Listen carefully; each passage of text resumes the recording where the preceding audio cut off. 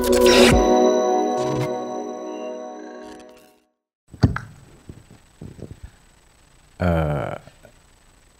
ini datang pasrah ya, malah dipasrahkan. Bismillahirrahmanirrahim. Assalamualaikum warahmatullahi wabarakatuh. Mohon maaf saya datang mungkin dengan pakaian yang tidak pas. Mungkin pakaian saya paling merah di antara yang ada di sini. Yo dikei yo tinggu lah. Mungkin tadi saya juga kebetulan pas ono gawean, tadi yo nyambut gawe terus kemudian ke sini secepatnya.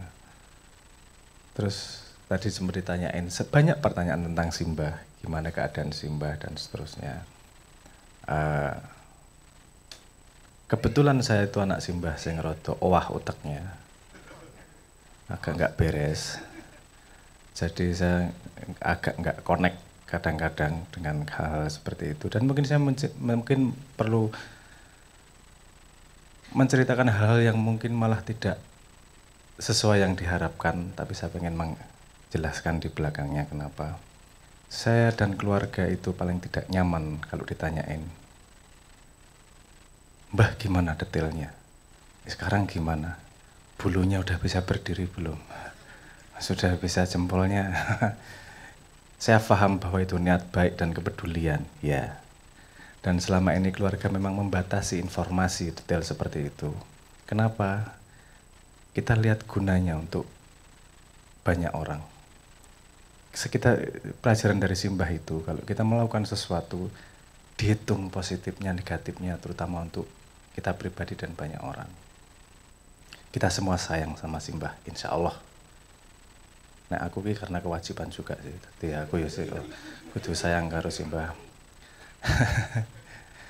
Kadang-kadang ada begini bahayanya. Kamu tanya Simbah itu, detailnya itu, untuk memenuhi keinginan hatimu. Atau memang mau membantu mendoakan Simbah. Kalau mau mendoakan Simbah, rasa perlu ngerti keadaannya, ngerti loro selesai, itu nggak no. Berbahaya yang lainnya adalah, ketika kamu tahu sepotong-potong, otak itu bikin ngarang cerita nanti. Karena gini kualat Simbah, makanya sakit. Cangkem musuh. Otak tuh gitu, kalau dia tahu 2 titik aja, dia akan ngarang garis. Kalau dia tahu sedikit, mending nggak usah tahu, karena gitu kan. Daripada nanti membangun garis fitnah di otak-otak yang tidak jernih. Jadi kita wes monggo, kue nyangkemu kaya ngapa monggo.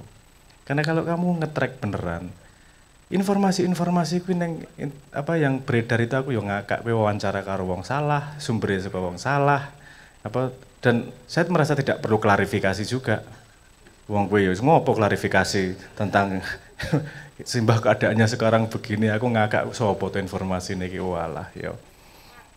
Karena juga banyak yang membuat keadaan ini menjadi pijakan untuk kepentingan-kepentingan yang berbeda, kan gitu.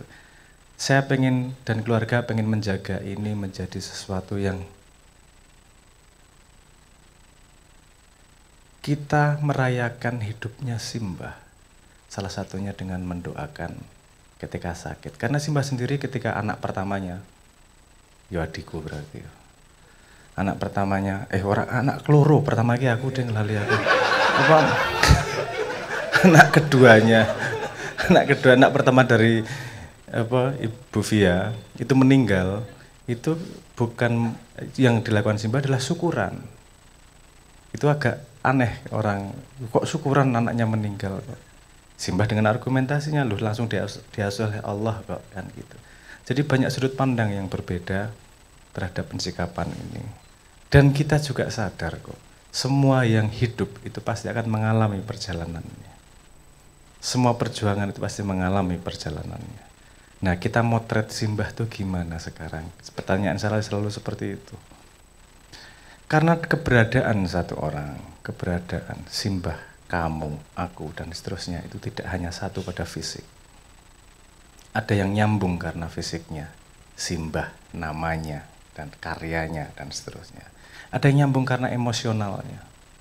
Saya ketika lagi sedih dengar Simbah menjadi gembira. Saya ketika gembira denger simbah jadi sedih. Ngono. Wes sak karepmu lah. Tapi hubungannya satu emosional, ada yang hubungannya karena personnya, dan ada yang hubungannya karena logikanya. Pemikiran simbah kayak gini loh. Ada sesuatu yang tadinya belum terbuka menjadi saya memahami ada pola baru cara berpikir. Nah itu keberadaan semua. Kalau sempat ada yang melihat video ulang tahun simbah bulan Mei, itu persis yang saya katakan.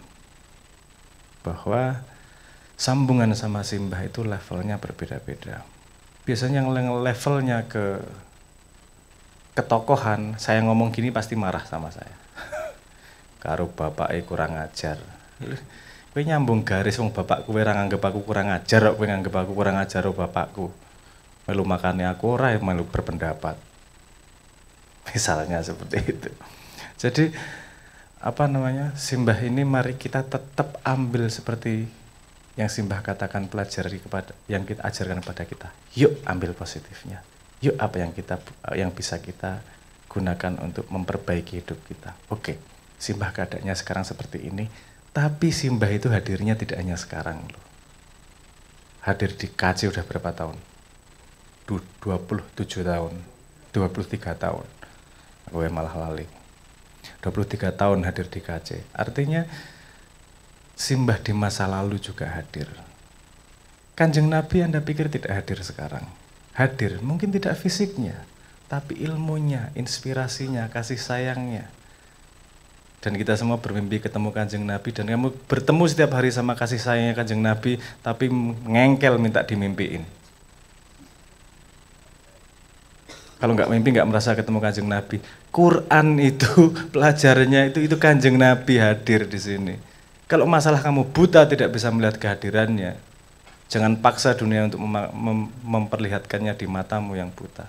Ayo melek matanya.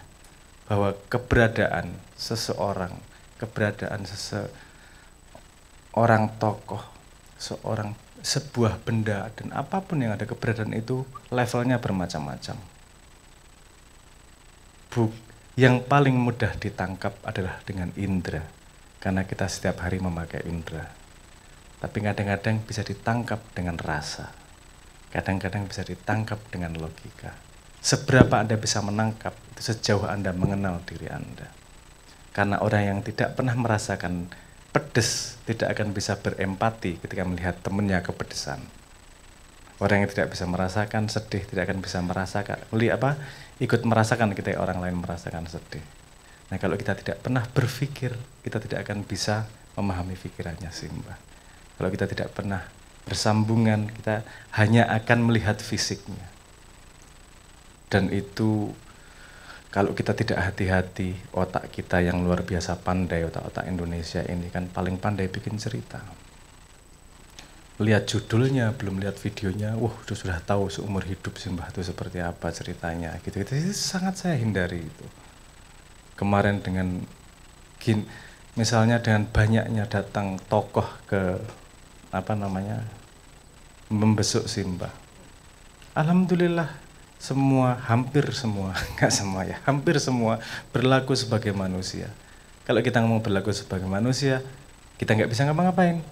Kita harus menghadapi sebagai manusia. Semua manusia punya hak untuk besuk simbah. Orang manusia iblis berhak besuk simbah. Sayangnya orang laporan aku loh. Laporan ini tak dokumentasi ngisi buku tamu misalnya lumayan itu tanda tangan iblis misalnya. Tapi kalau membesuknya sebagai antar makhluk Tuhan, kita udah di spin toh. Itu kan sudah manusia, kita paham kok kejadian ini bisa dijadikan aset politik, bisa dijadikan aset positioning dan seterusnya. Seberapa rendah kamu akan menggunakan momentum ini untuk kepentingan pribadi. Kemarin kita lihat bahwa tidak banyak yang menggunakan itu sebagai aset politik atau aset konstelasi. Walaupun tidak, saya ngomong nggak semuanya. Ada juga yang menggunakan itu sebagai, terutama kalau Anda melihat ya surasa dia ngomong kayak ngono aku yo males jane. Sedih aku. Iki yo buzzer-buzzer iki lho sing gawe cerita. Luar biasa. Telek. Nah, dolanan spin-spinan iso aku dolanan spin-spinan. Pertanyaannya how low can you go? Seberapa rendah sih kamu merendahkan dirimu sampai segitunya? Bisa nggak sih melihat manusia itu, melihat orang lain itu banyak levelnya. Ada level manusia, ada level jabatannya, ada level fungsinya, ada level manfaatnya, macam-macam yang bisa dilihat. Persentuhan itu selalu pada level abstraksi yang berbeda. Dan saya sebenarnya juga bersyukur karena hampir mayoritas semua masuk pada level manusia. Ketika sudah pada level antar manusia, lainnya udah hilang. Karena itu yang paling fundamental. Dan itu tidak ada benci, tidak ada dendam dan seterusnya. Baru ketika masuk ke media, monyet-monyet baru bisa kemudian membuat cerita kan gitu. Level manusianya kan nggak ada di situ. Ya wes, apa-apa.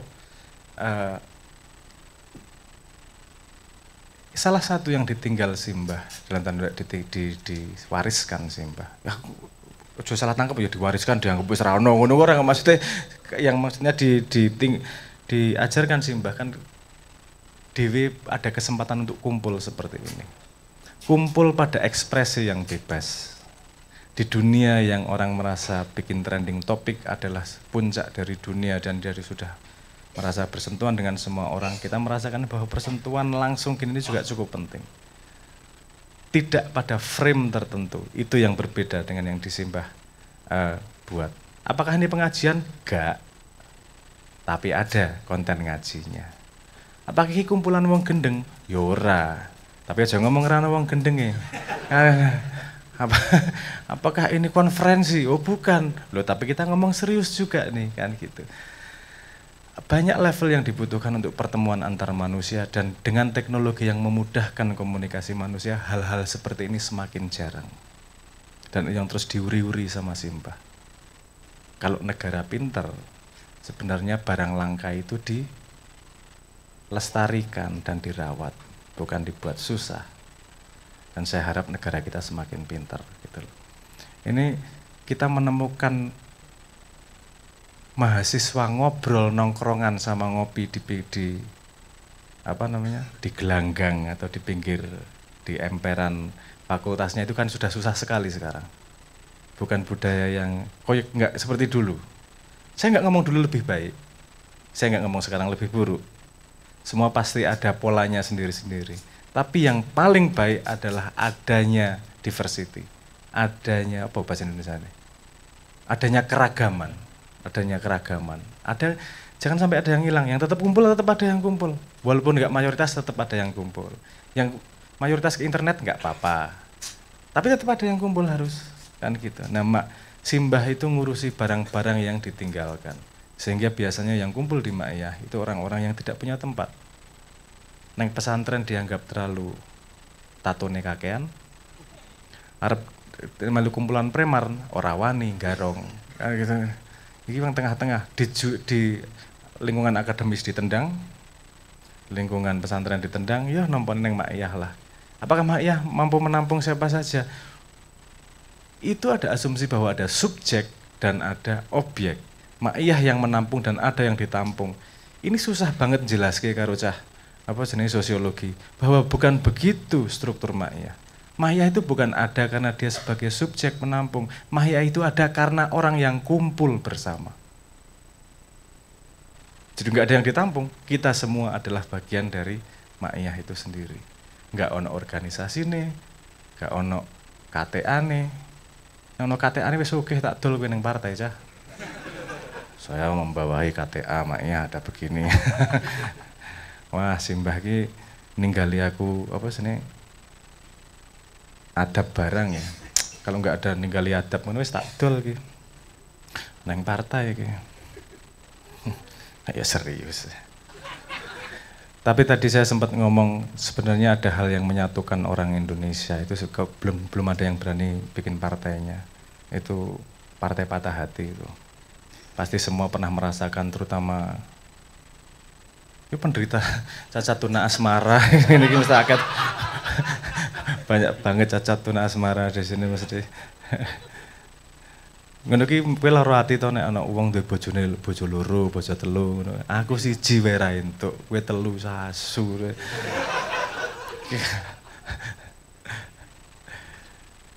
Jangan lupa juga yang dibawa simbah selalu adalah kegembiraan. Kegembiraan yang terukur itu bukan berarti meninggalkan ketawaduan. Kita gembira di sini untuk membawa agar simbah juga ikut gembira, ternyata anaknya gembira tanpa melupakan simbah. Sedih, oke. Itu sebagai sebagai ekspresi normatif manusia. Yo iyalah, wong bapake lara kok ora sedih. Aku ya belajar nangis ya gitu wingi. Durung iso. Durung sukses. Lu nggak mesti sedih, tapi yang ditinggal sama simbah kepada saya adalah logik yang loro. Itu sampai tingkatnya penyakitan. Jadi aku kangen wae belajar piye tuh carane kangen iki make sense ora make sense gitu. Dan keadaan seperti ini yang saya pikirkan selalu adalah teknis, gimana yang bisa dilakukan simbah, apa keadaan seperti ini. Oke, misalnya keadaan kayak gini, kita nggak bisa ngapa-ngapain kok, kita percaya pada ahlinya, wis, bariku kita bisa berdoa, apalagi yang bisa dilakukan. Yang kita lakukan adalah nguri-uri apa yang sudah simbah tanam selama ini. Kegembiraan, kemauan untuk berkumpul dan berbagi ilmu, dan tetap istiqomah menjalankannya. Mungkin itu yang bisa saya sampaikan di sesi pertama ini. Saya ngajak teman-teman untuk mampu sebagai manusia untuk punya multidimensi. Dalam ketawaduan, kesedihan itu kita tetap nguri-uri simbah dengan hal lain yang diajarkan oleh beliau. Kumpul guyang-guyu. Ojo njuk karena simbah ning rumah sakit njuk kowe orang guyang-guyu. Kowe tetep butuh guyang-guyu, kowe yang duwe sedih kok. Wis to, tak arep elingke apa? Sedihmu. Utang urung bayar, cicilan isik kos-kosan isik numpang. Ayo toh sedih bareng dan ditertawakan. Karena dunia terus berjalan. Dunia terus bergerak dan banyak yang bisa kita uri-uri dari simbah. Simbah tidak akan hilang dari muka bumi. Kenapa? Karena ada anak cucunya yang terus menghidupkan. Matur.